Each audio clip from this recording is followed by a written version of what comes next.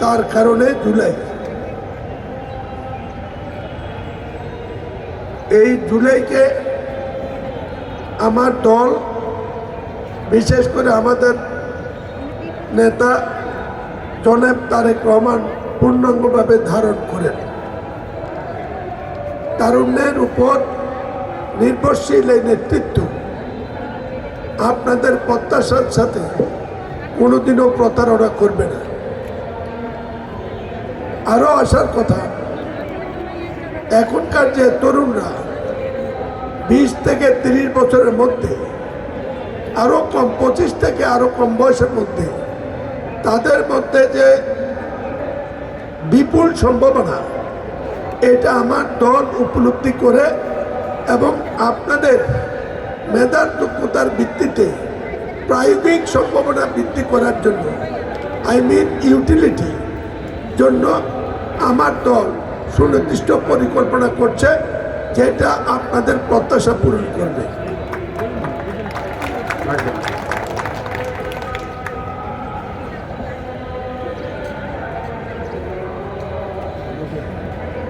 এরপরে কেউ আছেন?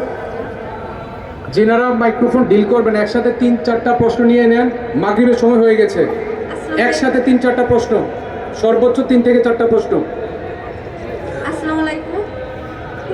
আমি একটা প্রশ্ন করতে চাচ্ছি, আমাদের হাতে আজকে যেহেতু একটা পবিত্র রজনী শবে বরাত আর 15 মিনিট আছে মাগরিবের, সো আমরা আর 2 থেকে 3টা কোয়েশ্চেন নিব, এর বেশি নেওয়া সম্ভব হচ্ছে না।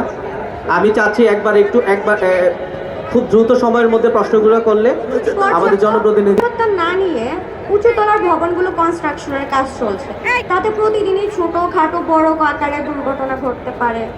পরে ইনস্ট্যান্ট কিছু নেগোসিয়েশনের কাজের মাধ্যমে এটা শেষ হয়ে যায়, অথচ নাগরিকগণ কোনো রাস্তা দিয়ে হাঁটার সময় তারা তার নিরাপত্তা ঝুঁকিতে পড়বে। তাই আমার প্রশ্ন রাখতে চাই যে অপরিকল্পিতভাবে নগরায়নে আপনি কি আমাদের পথ চলার নিরাপত্তা নিশ্চয়তা করার স্বার্থে নির্মাণধীন ভবনগুলোতে পর্যাপ্ত নিরাপত্তার নিশ্চয়তার ব্যাপারে উদ্যোগ গ্রহণ করতে পারবে? আমি আশা করি, আমার স্বপ্ন আমার বাংলাদেশ থাকলে এই ছোট্ট মেয়েটাকে একটা কপি দেবে। তোমার এই রিয়েলাইজেশনের জন্য heartiest congratulation. It is the reality and I will destroy that. Build a plan, livable, happy city that we will feel proud in future. Thank you. আর কেউ? আসসালামু আলাইকুম। আমি মোহাম্মদ হাসান মশিউর। আমি কুমিল্লা শিক্ষা বোর্ড সরকারি মডেল কলেজের দ্বাদশ শ্রেণীর একজন শিক্ষার্থী। আমরা সকলেই স্বাধীন দেশের একজন নাগরিক। আমার কথা হচ্ছে, আমরা যারা নাগরিক তারা কি তাদের নাগরিক অধিকার ফিরে পাবো? কারণ বিগত সরকারের আমলে আমরা দেখেছি যে সরকারের কাছে সাধারণ জনগণ যারা, তারা জিম্মি ছিল, ঠিক আছে? যা এই অবস্থা থেকে আমরা উদ্ধার পেয়েছি জুলাই আগস্টের একটি রক্তক্ষয়ী যুদ্ধের মাধ্যমে। আমরা আর কোনো বৈষম্যযুক্ত বাংলাদেশ চাই না। আমার প্রশ্ন হচ্ছে, আগামী 12 তারিখ নির্বাচনে ভোটের মাধ্যমে যদি আপনার দল ক্ষমতায় আসে, তাহলে আপনি কি আপনার দলের নেতাকর্মী এবং যারা সাধারণ জনগণ তাদের সামাজিক গ্রহণযোগ্যতা এবং অধিকার একই চোখে দেখবেন? ধন্যবাদ। Thank you. বাংলাদেশের ভবিষ্যৎ আছে ইনশাল্লাহ। তোমাদেরকে নিশ্চয়তা বলতে চাই, আবেদকে দেখলে তার বক্তব্য শুনে আমি কেঁদেছি। আমি ভাবতাম তারেক রহমানের পাশে দাঁড়ানোর মতো তরুণ নেতা নাই। ওকে দেখে আমার মনে হয়েছে বাংলাদেশের ভবিষ্যৎ আছে। তারেক এবং আবেদের নেতৃত্বে বাংলাদেশ পথ হারাবে না। You will get your rights and you will be proud of that. আসসালামু আলাইকুম। আমি হচ্ছে ফাইমা সুলতানা রাতোয়া, কুমিল্লা ইউনিভার্সিটিতে এসেছি। তো আমরা যদি দেখি জুলাই পরবর্তী সময় থেকে আজকের দিন পর্যন্ত বিভিন্ন জায়গাতে হচ্ছে মহিলাদের বিভিন্ন ধরনের বৈষম্য বা হচ্ছে বিভিন্ন ধরনের সমস্যার সম্মুখীন হচ্ছে। তো আপনার নারীদের নিয়ে আসলে কোন ধরনের উদ্যোগ নেয়ার প্ল্যান আছে সেটা যদি আপনি উল্লেখ করতে পারেন। তোমার এই প্রশ্নের জন্য আমি লজ্জিত। Is fact, I agree. আগামী দিনে তারেক রহমানের নেতৃত্বে বাংলাদেশে তোমাদের সুচতুর অংশগ্রহণে নারী নির্যাতনের প্রশ্ন বাংলাদেশে আর থাকবে না। খেলার মাঠ নেই, আমাদের এই শিশুগুলো কোথায় খেলবে?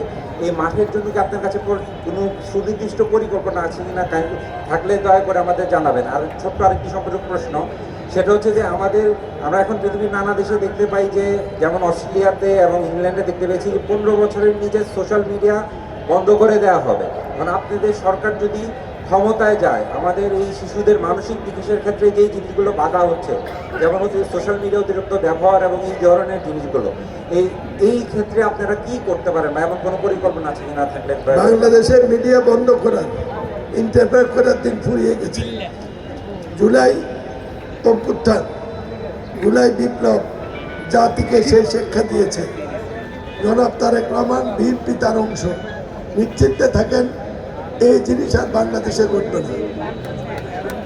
কুমিল্লা ছয়ে খেলার মাঠ নিয়ে বলেছেন, আমি নিজে ক্রীড়া সংগঠন, আন্তর্জাতিকভাবে স্বীকৃত, ভ্রমণ চালিয়েছি 25 বছর। কুমিল্লা শহরের চতুর্দিকে আপনারা জানেন আমার পরিকল্পনায় কুমিল্লা মহানগরের সীমানা হবে পূব দিকে বিবির বাজার, পশ্চিম দিকে নাজিরা বাজার, উত্তরে বুড়িচক আমরা তলি বাস্তবী, দক্ষিণে বাগমারা বাজার। এর চতুর্দিকেই আমরা সিদ্ধান্ত নিয়েছি ভিক্টোরিয়া কলেজ, কুমিল্লা বিশ্ববিদ্যালয়, মেডিকেল কলেজ, জিলা স্কুল, তারপরে ফয়জুন্নেসা, এইসব নামি দামি শিক্ষা প্রতিষ্ঠান, এইগুলাকে চতুর্দিকে এডিশনাল ক্যাম্পাস করা হবে ফর ডাইভার্সন অফ প্রফিট।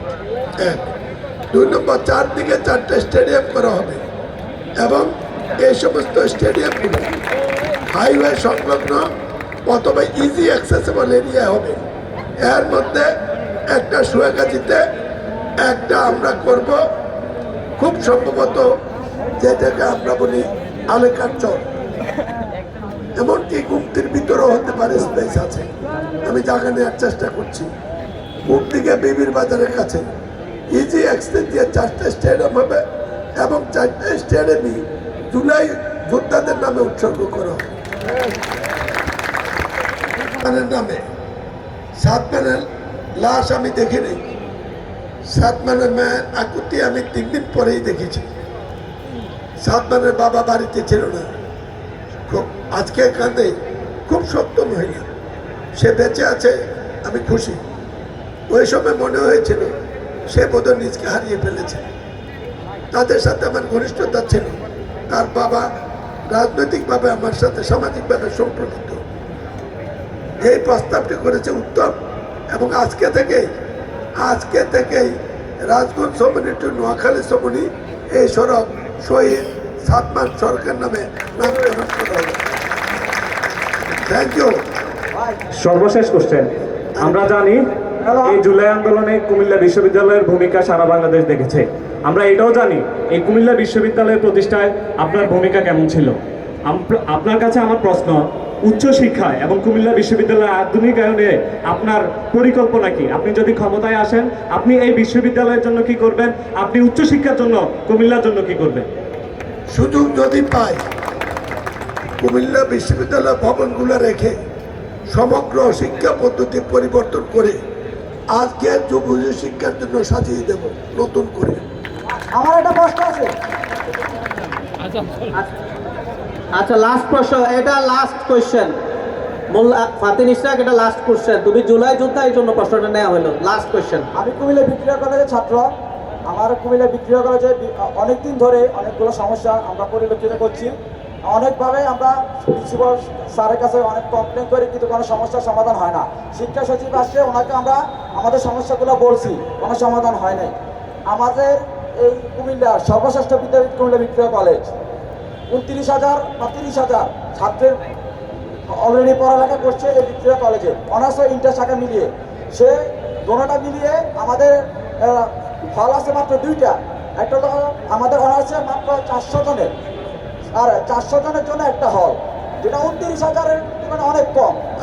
একটা উন্নত হল ব্যবস্থা আপনি যদি নির্বাচিত হন, সেই হিসাবে আমাদের ভিক্টোরিয়া কলেজের জন্য আপনার পরিকল্পনা কি থাকবে? আর আরেকটা হলো যে আমাদের বিভিন্ন সময় একটা কোয়েশ্চেন, একটা একটু ভাই, আমাদের যোগাযোগ ব্যবস্থা অনেক খারাপ। সাবেক প্রধানমন্ত্রী আমাদের দেশনেত্রী বেগম খালেদা জিয়া 1992 সালে আমাদের কুমিল্লা ভিক্টোরিয়া কলেজের জন্য একটা বাস উপহার দিয়েছিল। এরপরে কোনো স্থায়ী বাস আমাদের ভিক্টোরিয়া কলেজে আসে নাই। সেই ক্ষেত্রে আমরা যোগাযোগ ব্যবস্থার জন্য আপনি যদি এমপি নির্বাচিত হন, আপনাদের সরকার থেকে আপনার কাছে আবেদন থাকবে, বিনীত আবেদন থাকবে আমাদের যোগাযোগ ব্যবস্থার জন্য আরও বাস আপনি চেষ্টা করবেন ব্যবস্থা করে দেওয়ার জন্য। ধন্যবাদ। নির্বাচনী প্রতিশ্রুতি দেওয়া যাবে না, তবে তোমার দাবি যৌক্তিক। দাঁড়াও, তোমার দাবি যৌক্তিক,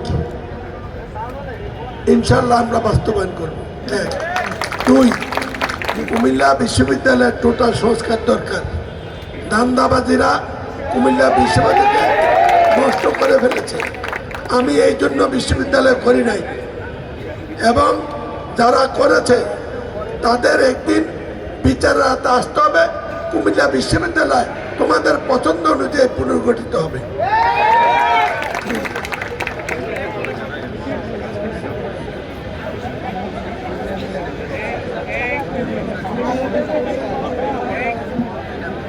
আচ্ছা, ভিক্টোরিয়া কলেজের সম্পর্কে যেটা বলেছ, বাস কয়টা লাগবে?